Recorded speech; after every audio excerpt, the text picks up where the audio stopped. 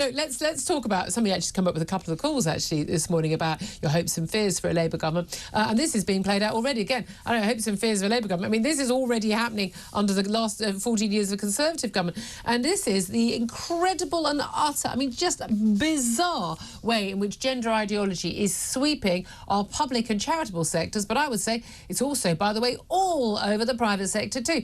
Let's talk about this with Lara. She's a senior research fellow in equality and identity at the Policy Exchange think tank. Good morning to you. Morning, Julia. First of all, the fact that your job title exists is an issue for me. Let's just start from there. But you've got a new report which released about the organisations across the public sector struggling with radical gender ideology. Tell us what's going on.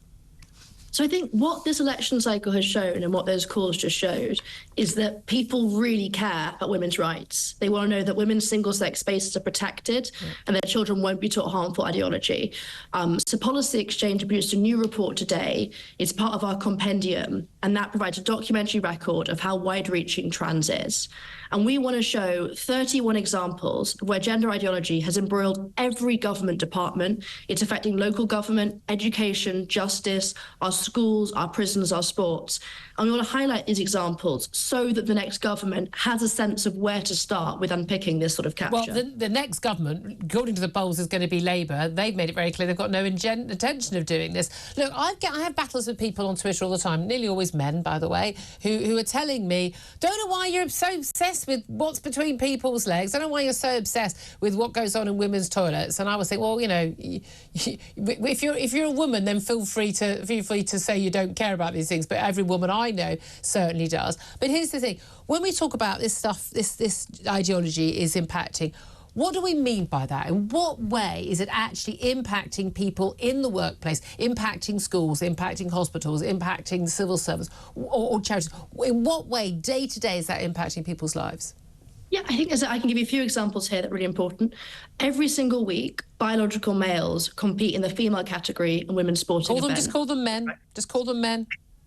Men.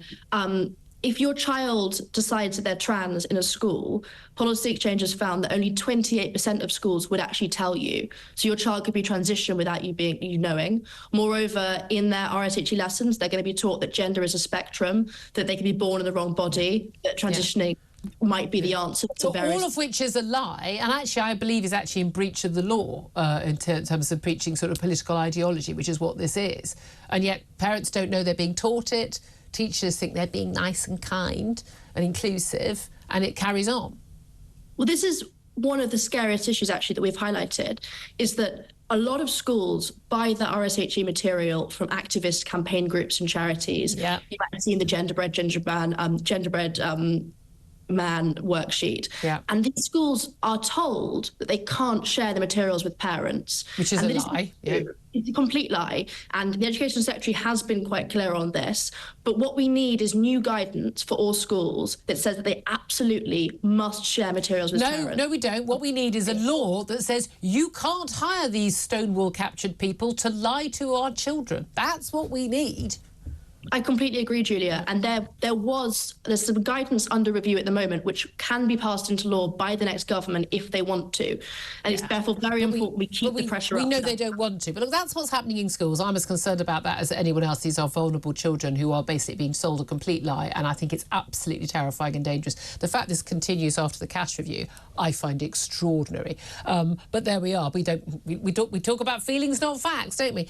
But in terms of people's workplaces, there is a massive issue, isn't there, in terms of people feeling free to speak up. I mean, I know the Free Speech Union, they say 40% of their cases they bring protecting people in the workplace who've been threatened with losing their jobs or have already lost their job are involving speaking up on trans things. They're not being abusive or unfriendly or unprofessional with a trans colleague or anything. We're talking about people who simply say in a conversation, you know, well, I don't believe that people can change sex and I don't believe a trans woman is a woman.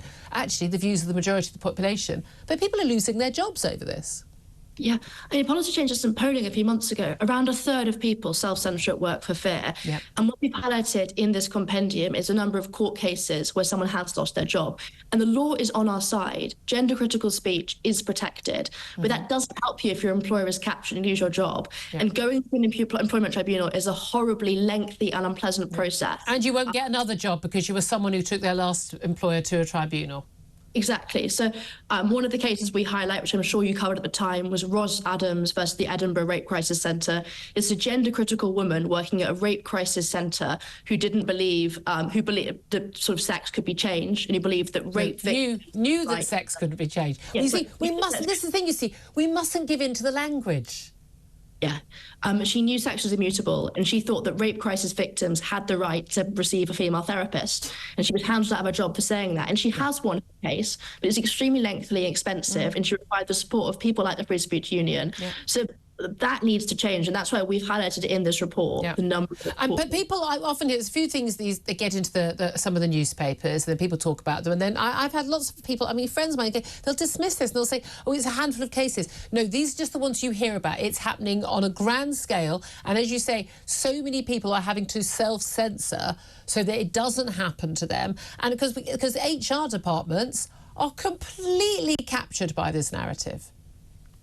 Yeah, this is completely true. So something that we keep track of at Policy Exchange is how many employers sign up to Stonewall's Workplace Equality Index, because that teaches you. I wouldn't be surprised if my office is signed up to it crazily. Well, I hope not, because it gives HR departments very bad guidance about gender critical speech. I mean, a good example of this is that the Office for Students just released some very sensible, good guidance on free speech. They finally acknowledged gender critical speech is protected by law, but immediately the Russell Group came back. That's the group of the top universities. Group of the top universities, and they asked the OFS for examples of unlawful gender critical speech. People are not catching up with the law, and they retracted their comments, which is a positive thing. But I think it's a good insight into how they view gender critical speech and how academics at those universities are going to feel about their jobs if they want to. And people literally losing their jobs, some very high profile people. I mean, this is the thing. People need to speak up. And again, I just think this is a time when, you know, the whole like, oh, I'm not really happy about this, but I don't want to be thought of as a nasty person or a bigot or a transphobe. You're not standing up for facts, for biological reality and for women's and girls' safety. It is none of those things. It is an absolutely vital thing. I think it's absolutely vital that women and men stand up and be counted and speak out. Yeah, find out if you're let's find out here. Find out if you're building your company's been captured by Stonewall ideology and that they are actually pushing policies which are actually illegal. Extraordinarily. Great work, Lara. My main aim in life, Lara Brown, and you've been absolutely fantastic. I hope you come on the show again. Is that the job of Senior Research Fellow in Equality and Identity at Policy Exchange doesn't have to exist because the madness is over. Thank you so much for joining us. 11:48 is the time.